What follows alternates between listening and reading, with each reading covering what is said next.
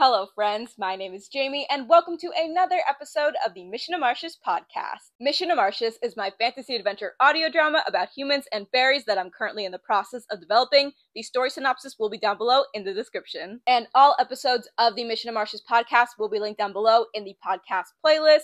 Last episode was about the Griffin family, one of the two main families in Mission to Martius. And today's episode is about the Clare family, the other main family in Mission to Martius. I don't feel the need to do like a family tree the way I did for the Griffin family because we're talking about a lot less people in this episode, but still going over some very important characters. So without further ado, let's get into the episode. Alright, we are starting with James de Clare. If you want James's full introduction, because I did introduce him in episode 3 of the podcast, I would go watch that episode.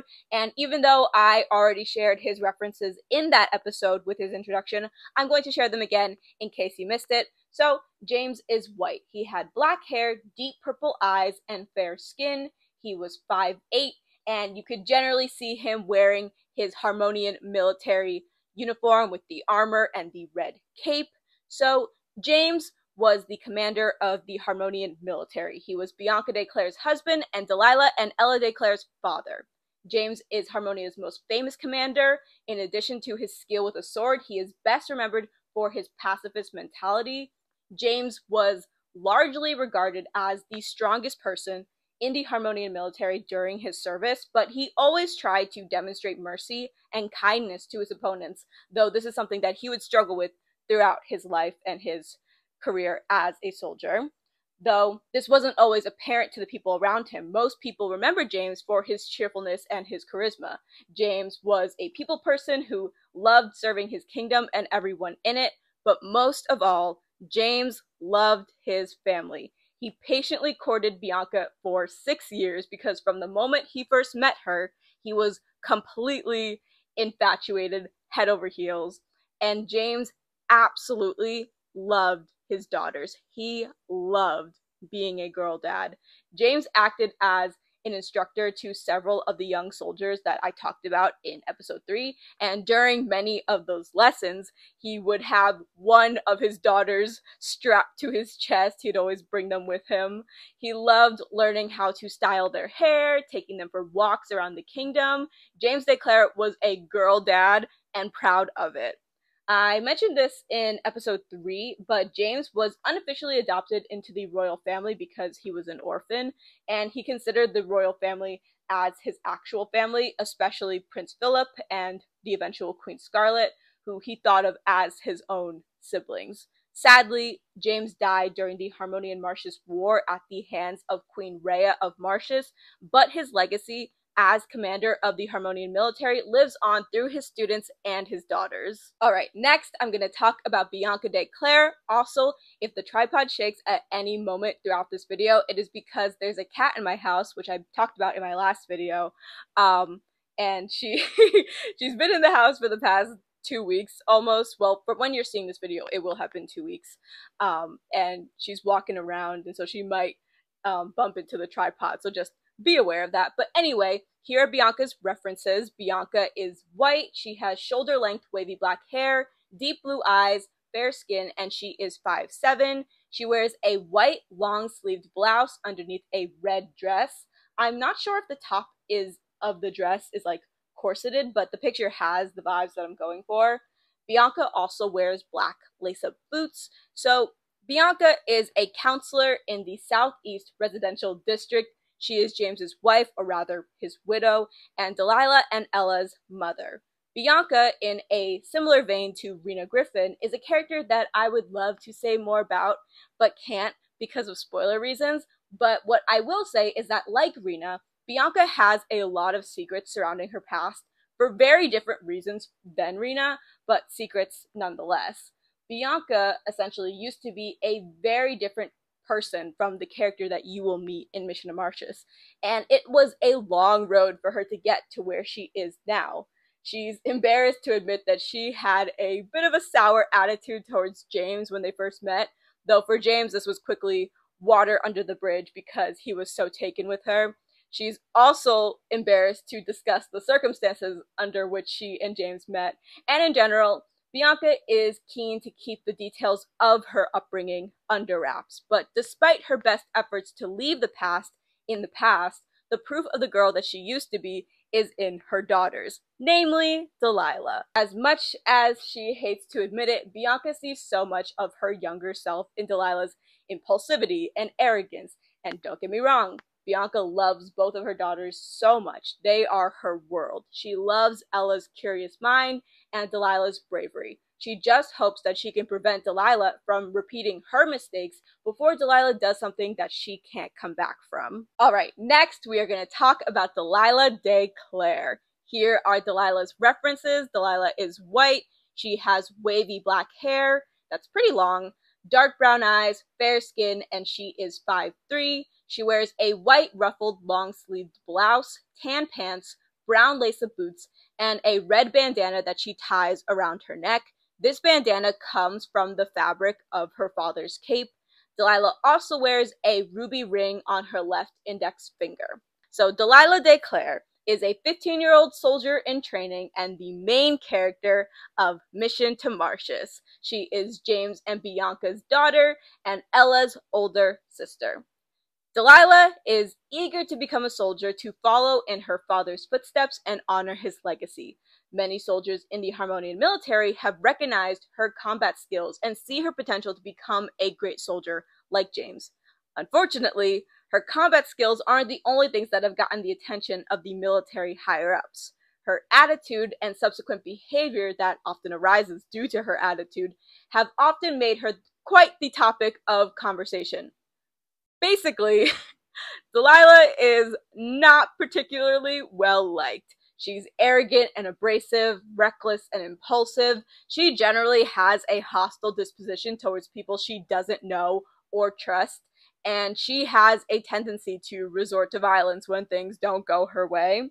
Delilah is fiercely loyal to and protective of her kingdom and the people she loves, namely Ella and Lily, though she tends to butt heads with her loved ones because of her propensity to believe that she always knows best and that people would do well to listen to her. This is most apparent in her behavior towards her sister Ella. There is no one in Delilah's life who she is more protective of. So much so that she can be quite overbearing, but Delilah would never admit that. Or it's less that Delilah wouldn't admit it, but it's more that she can't even fathom that she's being overbearing or unreasonable because she truly believes that she knows what is best for Ella. Especially when it comes to who Delilah thinks Ella should or shouldn't be hanging out with, which I will say more about later. Delilah is similarly protective of Lily Griffin, but much less overbearing because she has genuine respect for Lily. Lily is Delilah's one true friend. They've known each other since they were very young. I talked about this when I first introduced Lily in episode 4, but Lily is one of the few people who is able to effectively talk down Delilah when she's all riled up. She just has a way of using humor and just has a general calming presence that helps Delilah chill the fuck out. Delilah has a long way to go to become the soldier that she wants to be, and even further to live up to the person her father was. And during the events of the story, you're going to see that she's going to be tested in more ways than one, all of which I am very excited for you guys to see. Alright, next we are going to talk about the final member of the de Clare family, Ella de Clare. Here are Ella's references. Ella is white. She has straight black hair that she wears in a loose ponytail. She has deep purple eyes, fair skin, and she is 5 feet. Her dress has a white ruffled button-up blouse with a red bow.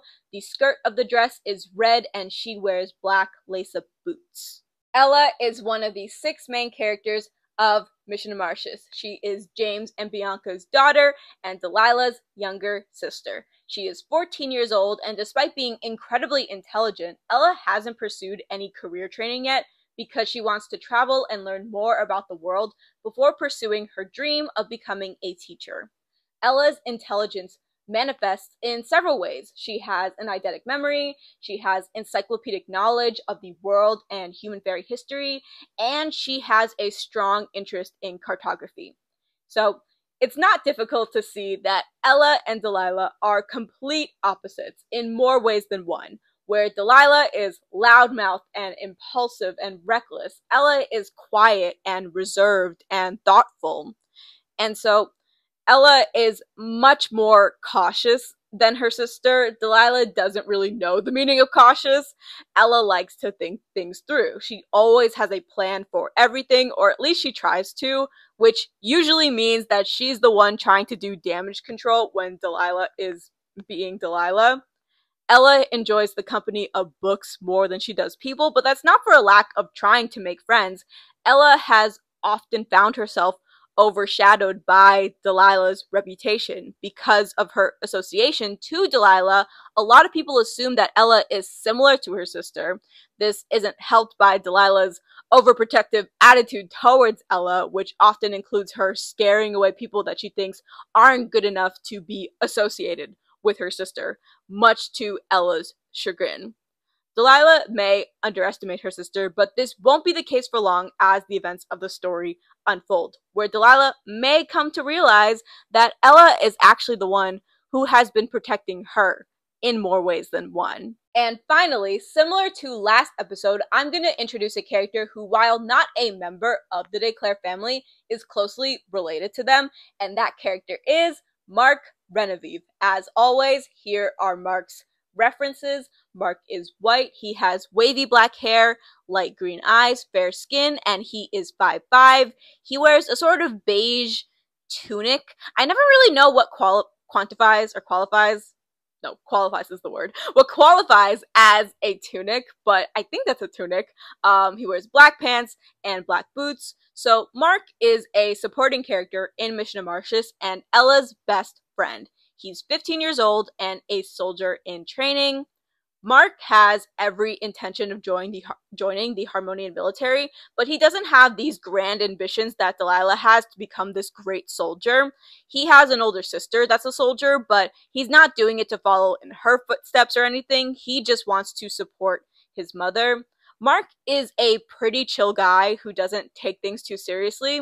He's not a slacker per se, but he's just not the kind of person to get too invested in anything.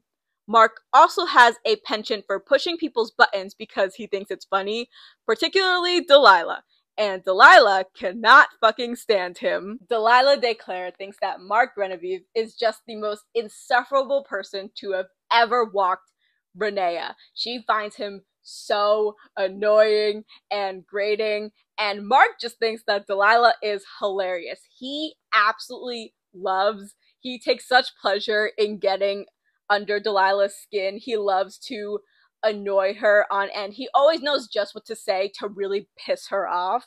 He loves to see how far he can poke the bear, so to speak, even if this sometimes ends with him getting a punch to the face. Though, contrary to what Delilah may believe, Marc isn't just friends with Ella to spite Delilah, although that is definitely what Delilah believes.